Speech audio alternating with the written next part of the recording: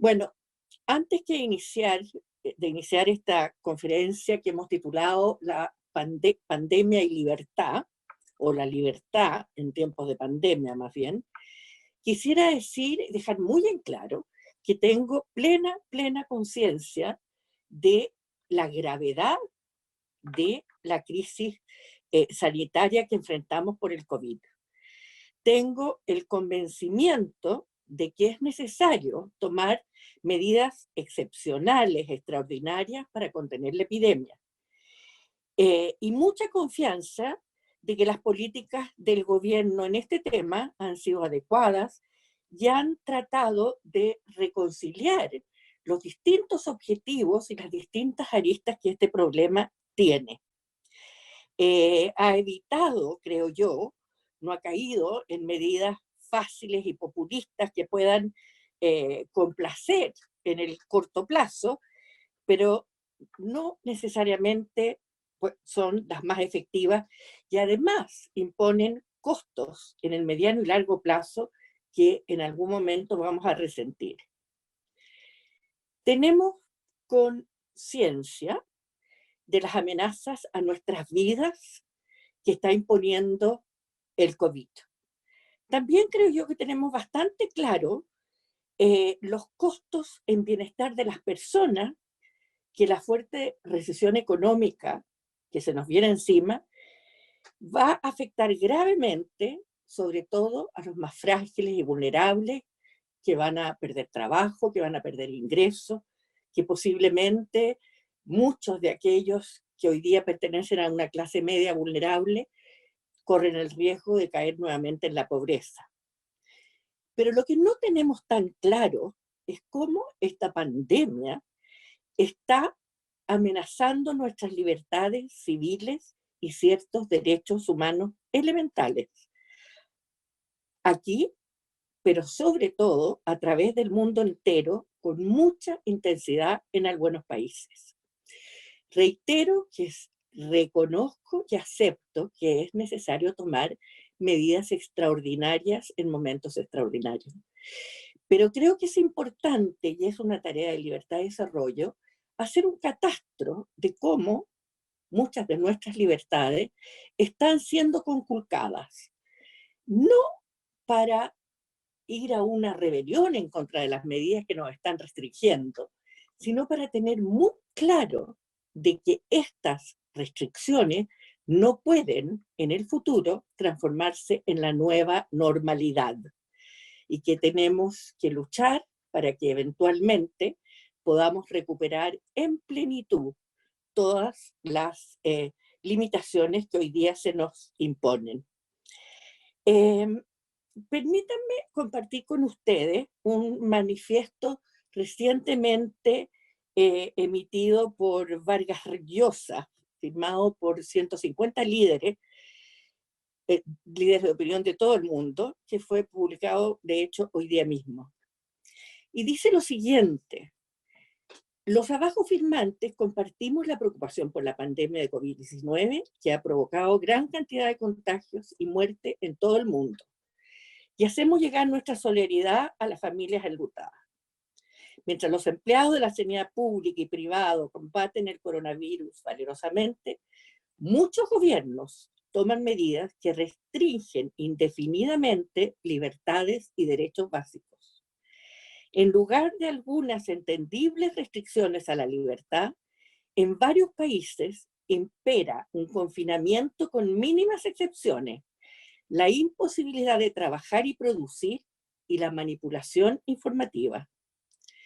Algunos gobiernos han identificado una oportunidad para arrogarse un poder desmedido. Han suspendido el Estado de Derecho e incluso la democracia representativa y el sistema de justicia. En las dictaduras de Venezuela, Cuba y Nicaragua, la pandemia sirve de pretexto para aumentar la persecución política y la opresión. En España y la Argentina, dirigentes con un marcado sesgo ideológico pretenden utilizar las duras circunstancias para acaparar prerrogativas políticas y económicas que en otro contexto la ciudadanía rechazaría resueltamente. A ambos lados del Atlántico resurgen el estatismo, el intervencionismo y el populismo, con un ímpetu que hace pensar en un cambio de modelo alejado de la democracia liberal y la economía de mercado. Queremos manifestar enérgicamente que esta crisis no debe ser enfrentada sacrificando los derechos y libertades que ha costado mucho conseguir. Rechazamos el falso dilema de que estas circunstancias obligan a elegir entre el autoritarismo y la inseguridad, entre el logro filantrópico y la muerte. Bueno, debo decir que ciertamente no tuve ningún problema en ser una de las firmantes de ese manifiesto, de esa declaración, por cuanto considero que es muy importante, reitero, mantener los ojos muy abiertos respecto a lo que está sucediendo en Chile, pero sobre todo en otras latitudes que terminan eventualmente por afectarnos a nosotros también. Bueno, me gustaría aclarar en qué sentido estoy hablando de libertad hoy día. La verdad es que la palabra libertad tiene una connotación moral tan potente que todos los sistemas políticos se quieren declarar democráticos y de libertad y libertarios. La palabra libertad se usa con miles de excepciones, no tanto miles, pero Isaías Berlin escribía que él había puntualizado que los filósofos políticos o los teóricos políticos habían usado al menos en 200 acepciones distintas lo que nosotros queremos decir por libertad. Entonces yo quisiera precisar a qué me refiero cuando hablo de libertad, que no es lo mismo que igualdad, que no es lo mismo que justicia, que no es lo mismo que ninguna otra palabra. La libertad como aspiración a que sea un eje central de la organización política y social es un fenómeno nuevo, cuyos orígenes, la verdad es que no se remontan por poco más de 200 años. La esencia principal es que es una teoría política, el liberalismo clásico, por decir, es una teoría política del gobierno limitado para prevenir los potenciales peligros de abuso que los gobiernos tienen consigo. Muchas veces se habla del poder económico de los empresarios, de los poderes fácticos, de los poderosos, etcétera, etcétera. Pero la verdad es que quienes ejercen realmente el poder son los gobiernos y los poderes legislativos que tienen la facultad, primero, de coartar nuestra libertad a través de leyes que impiden el ejercicio pleno de nuestra autonomía. Tienen derecho a coartar nuestro patrimonio sin limitaciones al monto de los impuestos que pueden cobrar. Y en este mes todos vamos a tener mucha conciencia de lo que eso significa. Y tienen además poder sobre la vida en aquellos países donde existe, por ejemplo, la pena de muerte. Pero ciertamente tienen poder sobre nuestra libertad porque pueden dictar leyes que a nosotros nos resulte muy difícil acatar, para lo cual tendríamos que ir a prisión. Entonces, los gobiernos, siempre hay que tener presente, tienen un poder potencial de infracción a la autonomía y a la libertad individual tremendamente potente. En este sentido, el liberalismo se opone al absolutismo político, al autoritarismo, a la arbitrariedad, y a cualquier obstáculo a la libertad. Y para ello establece derechos que son inalienables, que son el derecho de expresión, de pensamiento, de religión, de asociación, de movimiento y, por supuesto, el derecho de propiedad, que es la base material necesaria para poder expresar cualquiera otra de estos derechos individuales importantes. Entonces, de lo que se trata precisamente es de defender a las personas, a los individuos, a los grupos, de la intrusión opresiva de la autoridad. Ustedes podrán preguntarse por qué tanta importancia en la libertad. Hay tantos bienes que los seres humanos valoramos y perseguimos, como la justicia, en cierto modo, también la igualdad, la misericordia, la justicia, el bienestar, la prosperidad. Bueno, la libertad tiene un lugar de privilegio en la forma en que queremos organizar la sociedad, porque sin libertad, sencillamente se expropia al ser humano de una parte de su naturaleza que es consustancial a la realización de todo su potencial. La autonomía de la persona para tomar sus decisiones es una facultad que, cuando es limitada, restringida o expropiada, deja al hombre sencillamente como un esclavo de la voluntad de otros. Sin libertad no hay pensamiento. Sin libertad no hay conocimiento, no hay forma de aprovechar el conocimiento que existe disperso en la sociedad. No hay ciencia. En definitiva, no hay progreso. La verdad es que no es una casualidad que el progreso económico, demográfico y social se produjo precisamente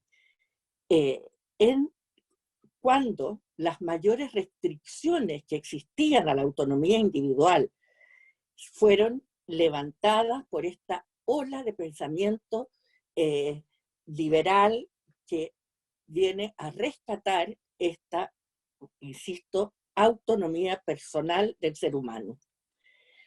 Es cuando se desatan estas ideas de libertad individual que por primera vez en la historia de la humanidad se producen dos fenómenos importantísimos. En primer lugar, crecimiento económico. Hasta entonces, durante miles de años de existencia del ser humano en el planeta, no se registra crecimiento del producto, no hay crecimiento económico. Hay etapas en que hay una pequeña prosperidad, pero muy luego viene precisamente una plaga, una pandemia, fallan las cosechas, vienen las inundaciones y nuevamente la población es diezmada, como lo fue en la Edad Media con la peste bubónica, donde murió prácticamente la mitad de la población del mundo. Entonces, si uno ve la curva, es notable, porque justamente con las ideas de libertad, el ser humano empieza a producir crecimiento. ¿Y qué significa esto? Significa también que por primera vez en la historia del ser humano, la riqueza ya no es estática, ya no es lo que está ahí para ser repartido, ya no depende nada más que en la posesión de la tierra, sino que por primera vez la riqueza cambia de naturaleza. Ya no es estática, es dinámica, porque es el producto de la creación, de la creatividad, de la innovación del ser humano. Y así empieza una era de creciente beneficio, prosperidad, bienestar y de márgenes cada vez más amplios de libertad individual.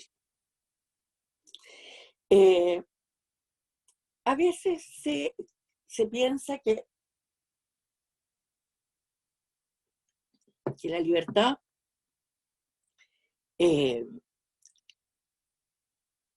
sería un lujo que se pueden dar los países ricos, pero que en los países pobres no importa mucho la libertad, porque lo importante sería producir.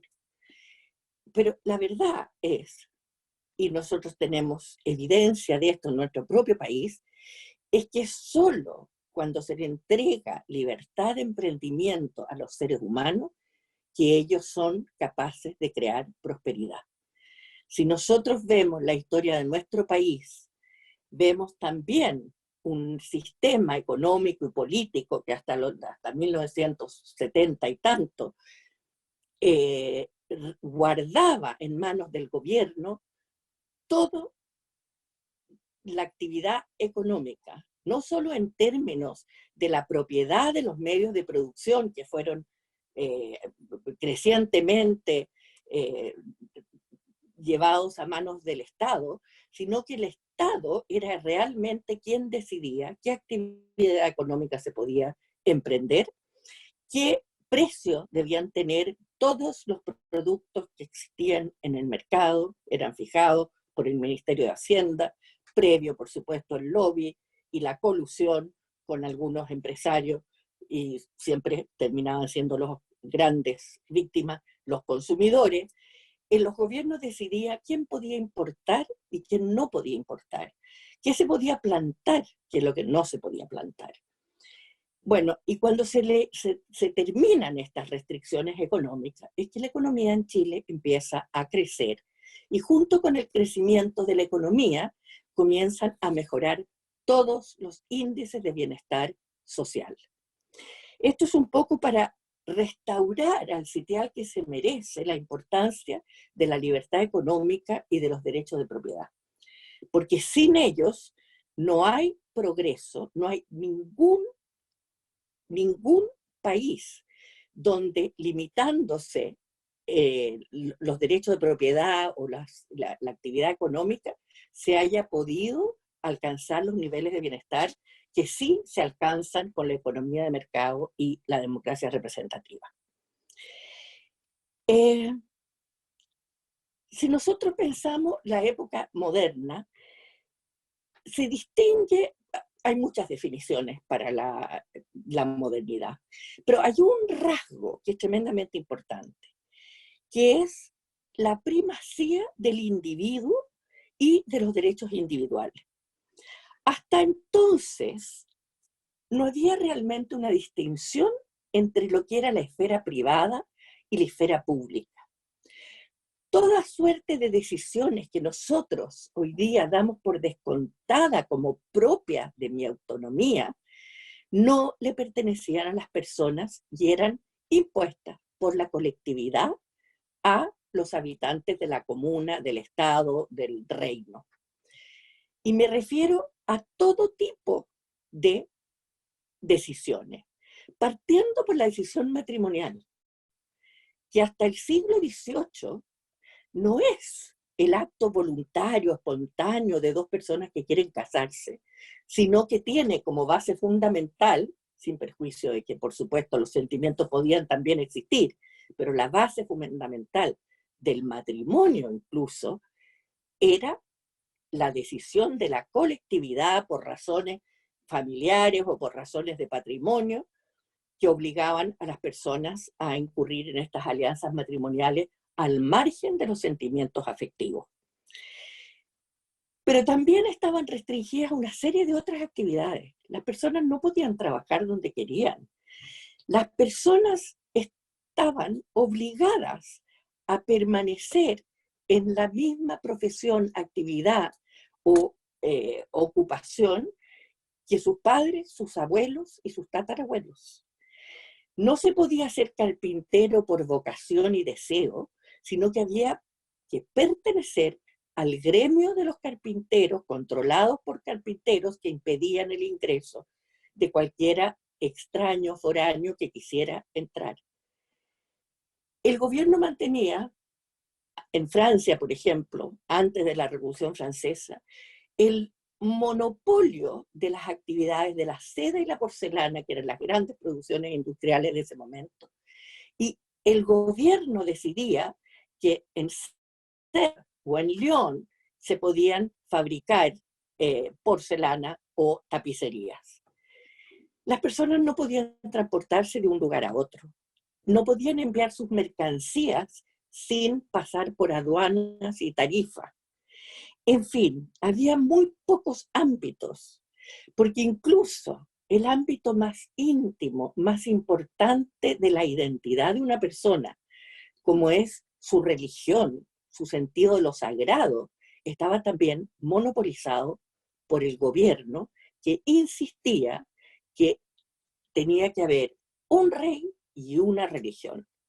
Y sabemos que cuando esa unidad se rompe por la reforma protestante, ello llevó a guerras religiosas de una bestialidad indescriptible. Y los protestantes en Francia eran, entre comillas, convertidos a punta de bayoneta, y los católicos en Inglaterra eran perseguidos, y los disidentes eran perseguidos y debían emigrar a colonizar Norteamérica para poder tener libertad de religión, etcétera, etcétera. Y en ese sentido, yo creo que uno no puede sino admirar esta gran transformación que permitió la consolidación de la importancia de la libertad en la vida de las personas. ¿Y cómo nos aseguramos esa libertad? Nos aseguramos reduciendo el poder de los gobiernos. Por supuesto que la mejor forma de conformar un gobierno es democráticamente, porque eso permite que nosotros en nuestras manos mantengamos la soberanía para no reelegir, para deshacernos de un mal gobierno, etcétera, etcétera. Pero tenemos que asegurarnos que ese gobierno, por muy democráticamente que haya sido elegido, sea un gobierno que se aboque a respetar esa autonomía nuestra que merecemos para cumplir nuestro destino como seres humanos.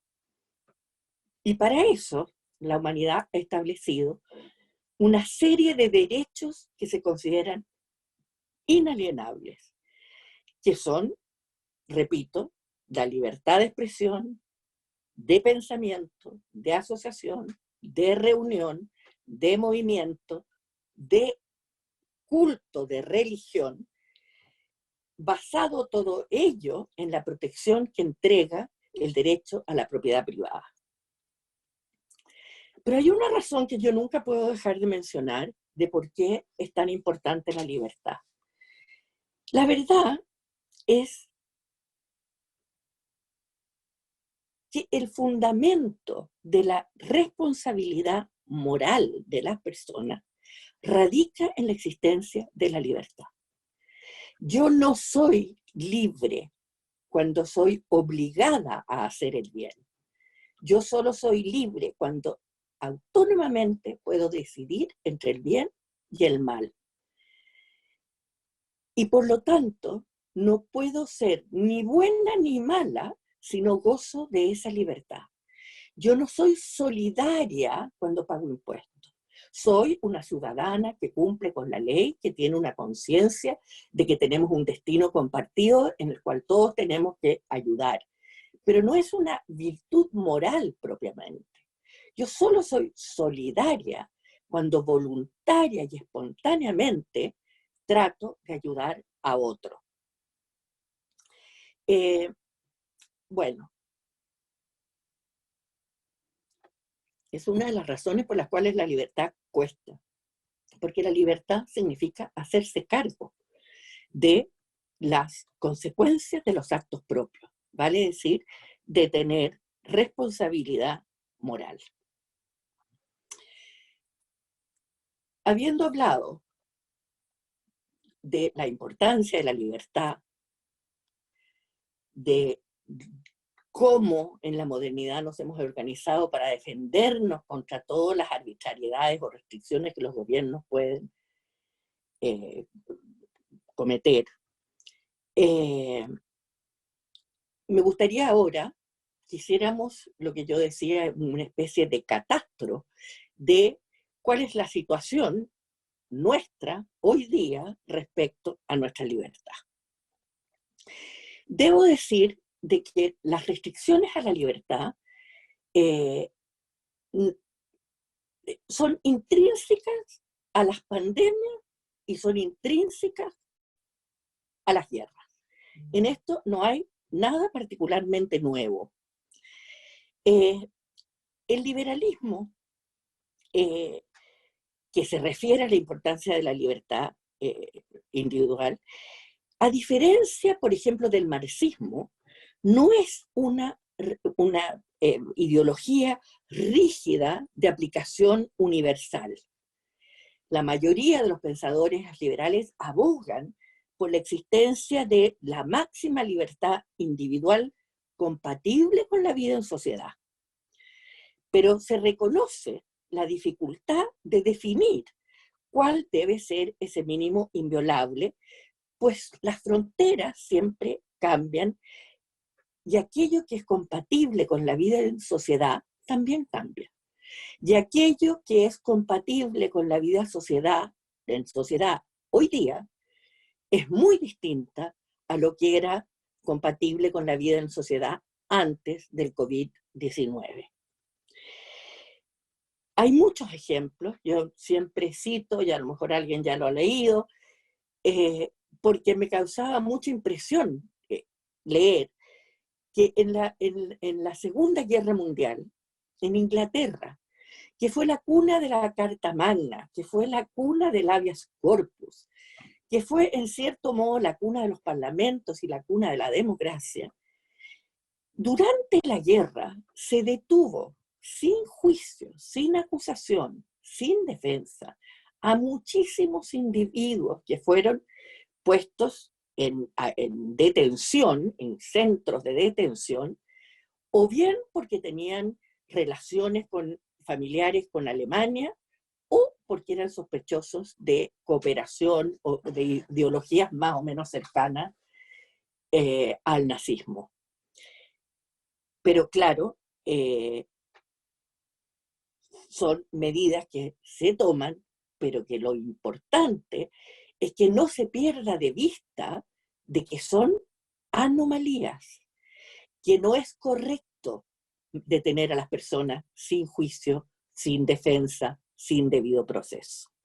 Y a eso es lo que yo quiero invocar hoy día, que es a que nosotros tomemos conciencia que muchas de las restricciones que estamos experimentando, que voy a tratar de especificar antes de terminar, son bienes que debemos restaurar a la brevedad y tratar de contener al máximo, incluso durante la pandemia, siempre y cuando esas restricciones o el ejercicio de esas libertades sea compatible con la vida en sociedad bajo la pandemia.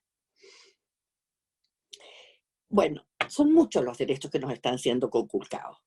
Insisto, yo no estoy juzgando de que sea incorrecto, pero sí tengámoslo claro.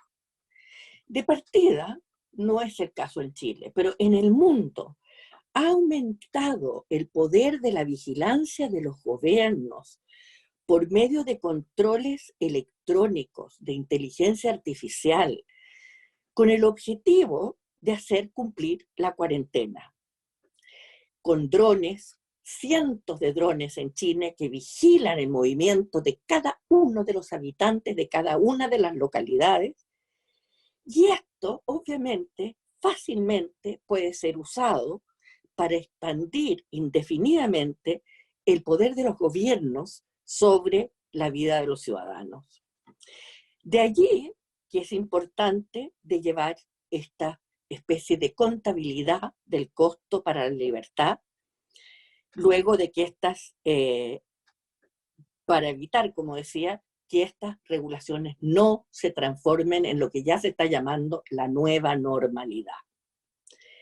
En China hay cientos de ciudades que han instalado estos sistemas de software en los relojes de las personas, de manera que pueden seguir exactamente la ubicación, mecanismos que pueden haber sido muy eficaces para evitar los contagios, etcétera, etcétera, pero no olvidemos que representan un poder potencial de infracción a la libertad y autonomía de las personas, que puede ser muy mal usado persiguiendo fines muy distintos al control de la pandemia. Bueno, El derecho al libre movimiento está absolutamente restringido por las cuarentenas, los cordones sanitarios. El derecho de propiedad también. No tenemos derecho de propiedad sobre segundas viviendas,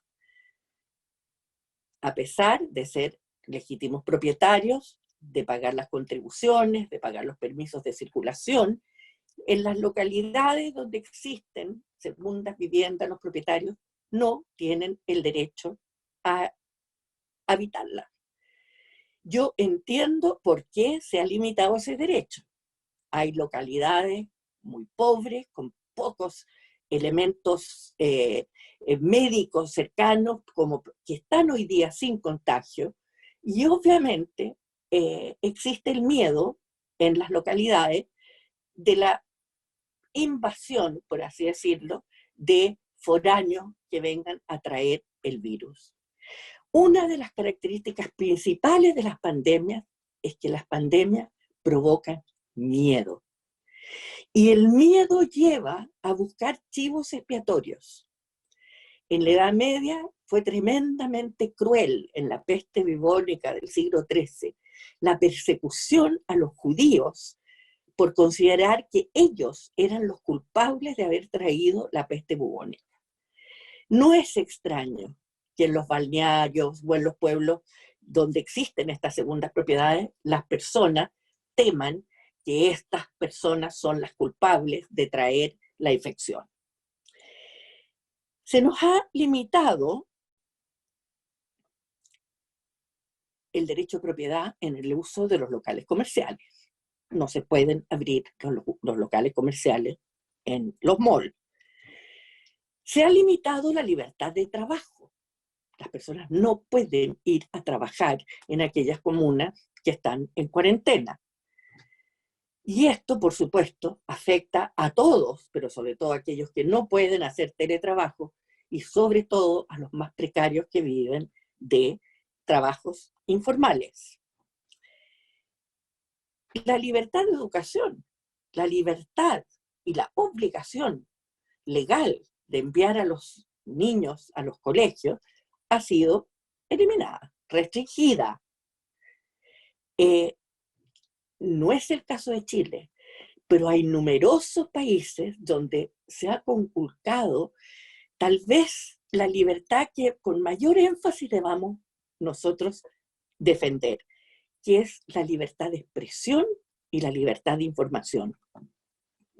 Hay numerosos países donde se está controlando la información y se ha hecho ilegal para que los medios de comunicación o los individuos puedan publicar información sobre el coronavirus sin permiso gubernamental que les dé el visto bueno a aquello que se puede publicar. Por ejemplo, hay un estado en la India con una población de 114 millones donde esa restricción existe.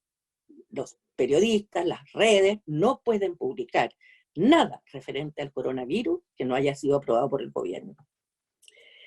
En Tailandia, los periodistas se enfrentan hasta 5 años de prisión por fallar en reproducir exactamente aquello que el gobierno quiere que se diga acerca de la enfermedad. En Hungría, que es un caso que hay que vigilar, los periodistas y otros también enfrentan hasta 5 años de prisión si, comillas, distorsionan la información acerca de la enfermedad. En Egipto se ha establecido una especie de blackout al límite de ciertas páginas en Internet que pudieran también llevar información que el gobierno considera inconveniente. La verdad es que mientras más miedo produce una situación, mayor es el peligro que los gobiernos van a aprovecharse de este miedo de las personas para aumentar su poder, para sofocar cualquier disidencia, para silenciar a los críticos y para mantener el monopolio de la información. La pregunta clave es si son legítimas estas restricciones. Y la verdad es que sí.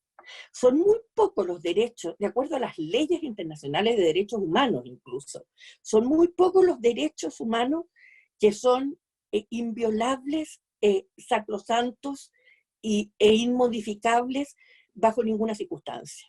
Y que se refieren, por ejemplo, a la esclavitud o la tortura. Pero siendo la libertad tan importante como yo considero que es, no es el único bien que el Estado o que la comunidad o que los gobiernos deben proteger. Obviamente que en una pandemia tiene que tener una prioridad muy importante la protección de la salud. Y en este sentido tenemos derechos que generalmente colisionan entre sí y que no son absolutos. Pero lo importante es siempre abogar por la extensión máxima de la existencia de estos derechos. En ese sentido, siendo legítimos, yo creo que deben cumplir ciertas condiciones para prevenir esta nueva normalidad que me parecería tremenda. La primera es que las restricciones deben ser las mínimas necesarias para cumplir el objetivo preciso que persiguen.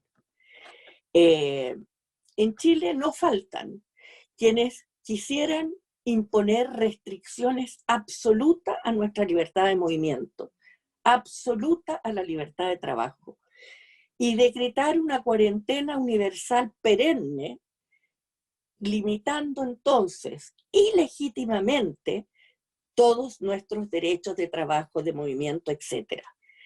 Y en ese sentido yo creo que el gobierno ha sido muy cauto en limitar los derechos, pero no implantar una manta de restricciones indefinidas para prevenir la enfermedad a costa de la democracia, de la libertad y, por supuesto, lo que ya sabemos, de la economía.